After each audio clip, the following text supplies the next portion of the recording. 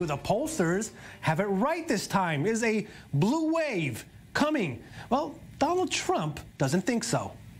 If you don't want to be saying Speaker Pelosi for the next 2 years,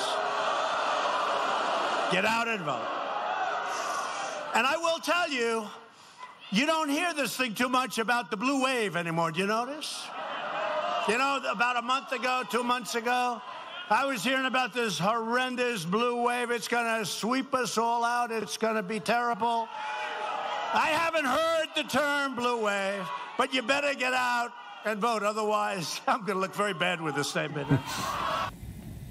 And joining me now are Shawn Zeller, the deputy editor of CQ Magazine, and Lee Carter, president of Maslansky and Partners. Thanks, God. It is great to see you. I want to start with you, Lee, and show you a poll that was put out today by NBC and Wall Street Journal showing that the Democrats are up by 7 points, meaning 50% say they prefer a Democratic-controlled Congress. 43% wanted to stay with the GOP, but that's down from a 9 percentage point lead last month. So Democrats are leading here, Lee, but it looks like Trump may have managed to curb enthusiasm a bit.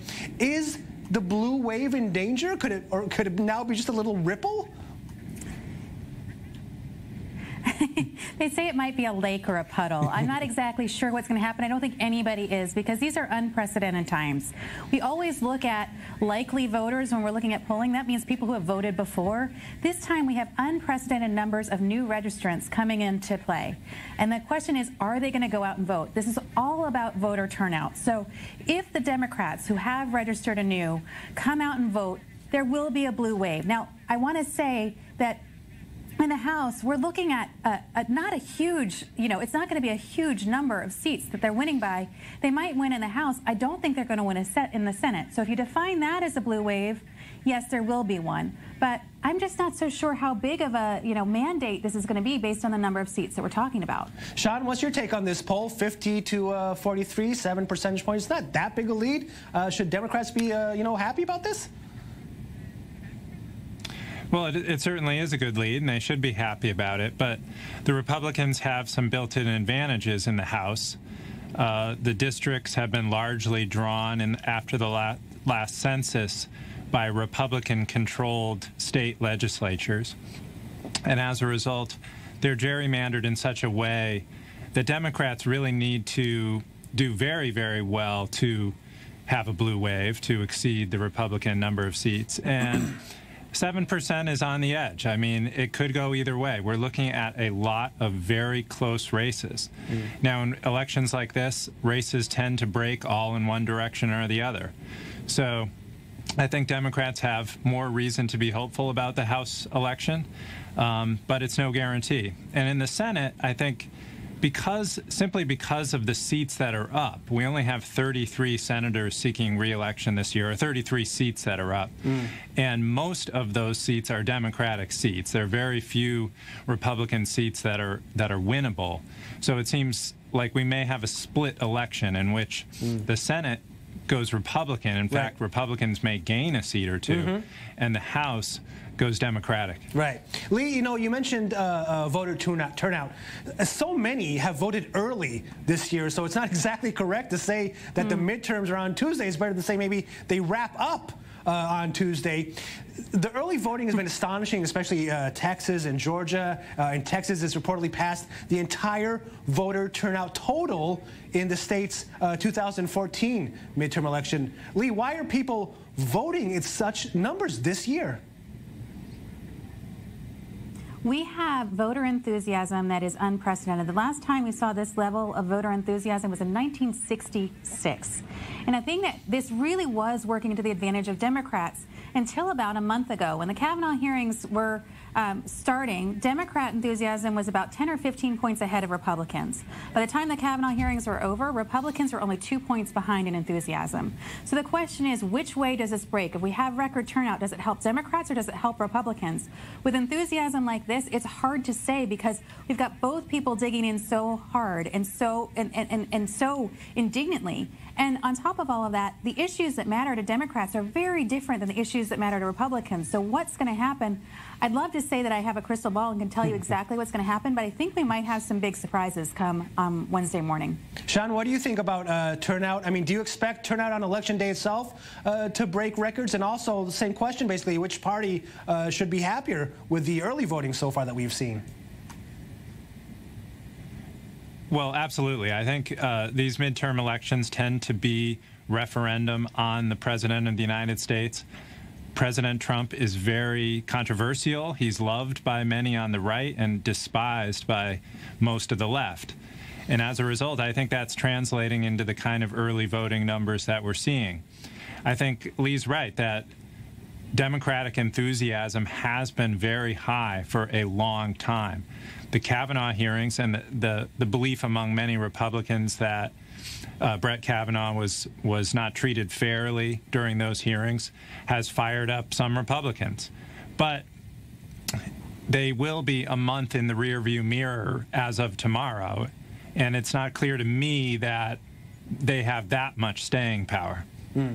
I want to talk a little about strategy and some of the final, the issues that people are focusing on in the last few days, especially immigration. President Trump has been talking a lot about that, about the caravan that has been snaking up through Central America to the U.S. border. And, of course, President Obama, who is also reacting to that in all the rallies that he is holding. Let's have a listen. But caravan after caravan is forming unvetted illegal aliens trying to flood into our country on your dollar, overwhelming your schools, depleting your resources, and endangering your community. 2018, they're telling you the existential threat to America is a bunch of poor refugees 1,000 miles away. They're even taking our brave troops away from their families for a political stunt at the border. And the men and women of our military deserve better than that. Lee, the Trump campaign decided to focus on immigration extensively, especially, I think, in the last month. Do you think this tactic will pay off in the polling booths?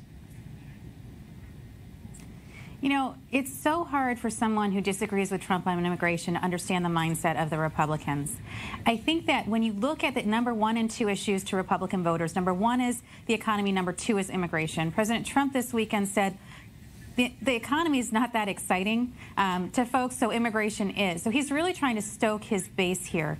And in many ways, it's working. Now, you can't tell someone who's afraid, and there are many Republicans who are right or wrong, but they are afraid of what's happening with immigration. They want borders secured. They want things to be, well, they just want to be safe.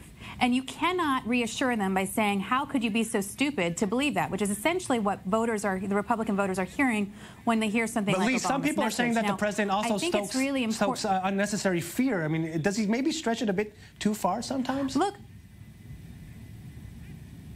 Look, there's no question that when you look especially at some of the advertising that is really stoking on fear. I'm not making a judgment on whether the president is right or wrong in how he's approaching it, but what he's doing is he is lighting up a very hot issue for Republican voters. Okay. And this is very important to them. They want to see the president getting tough on the borders. They want to see all of these things happening, and the left just dismisses it. If the left wants to reach out to the Republican voter and the independent voter who's concerned, they should talk about how they're going to keep them safe in other ways. Because in many ways, we all agree, when you look at polling, that we want stronger borders and we want a safer country. But we're disagreeing on how to get there. So I think the Democrats would be wise right now to say, look, we want a safe country too, and here's how we're going to do that. But that's not what they're doing, and I think that could backfire because, Republicans really resent it when people call them fear-mongering, or they feel like they're responding too much to fear. I think that the way to address this is really to say an alternative path that's going to be better for America overall. Shawn, the fact that President Obama has come out in this last stretch so forcefully, has it changed the race in any way? I mean, what do you make of this proxy war that we're seeing on the screens? Well, I think they're sending President Obama into places where he is very popular. He's campaigned in Florida, a state that he won twice.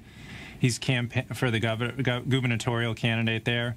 He's campaigned in his home state of Illinois, where a number of suburban Republican House member are up for re-election and facing tough races. And he's campaigned in Indiana, where he still has sway. He won that state in his 2008 election. And there's a very important Senate race there with a Democratic incumbent, Joe Donnelly, seeking re-election in a state that does lean towards the Republican side. So I think he's being deployed very strategically. No, go finish up that sentence. Sorry I interrupted you. Go ahead. Well, and I think as far as President Trump goes, the immigration gambit strikes me as more of an acknowledgement that Republicans don't think they can save the House, where the battle is going to be played mainly in affluent suburbs of big cities, and where the immigration issue is not as salient. But it is an effort, I think, to hold on to the Senate, perhaps increase the Republican majority in the Senate in states where rural voters do get fired up about immigration and blame immigrants for economic problems they see in their own communities. Lee, I want to talk about polling, because polling and exit polls have been under a lot of scrutiny in the U.S., but also around the world and here in Israel as well. Sure. What do you expect in these midterms? Have pollsters learned their lessons? Listen, I think that polling has taken so many strides in so many different areas, but it's not being applied to political polling. What I do for my corporate clients is nothing like what they do in political polling. We haven't made switches. There's a lot of things that people do behavior-wise that they might not say out loud, or if you ask what you're going to do when you go in the store, it's really hard to answer that. The same way with polling, it's very difficult to ask. There's other ways of getting at what's going on with people's mind. It's a combination of qualitative research. There's different methodologies where you can do implicit testing and other kinds of things. I think what we're going to see now is there's going to be some forced changes in polling that's going to sort of make it get with the times, because I think we are behind the times with the way that we do political polling and just rely on that kind of data. Okay. Shawn, I want to ask you to gamble a second. If you had to choose one race that you think is going to surprise everyone, nobody's going to see, everyone's going to be blindsided, which one is it going to be? Where are we going to be surprised? I don't think I could render a guess on that. These races, especially the House races, are coming in extremely closely. And as far as the polling goes, it just goes to show why it's hard to render a guess. Okay. Polling has gone through difficult times because people aren't answering their landlines the way they once did. And as a result, very few people are being sampled, and pollsters are having to use their own best guess about who's going to turn out for an election. They're having to adjust their polling results to mimic that demographic breakdown that they expect. And it's become more of an art than a science. And not to disparage it, I think the pollsters are doing their best jobs, but and just in real some quickly, ways their failures just in real the quickly, 2016 race are overstated. I just want to ask if you agree with Lee, and she says it's probably going to be, the House is going to go to Dems, and the Republicans are going to keep the Senate.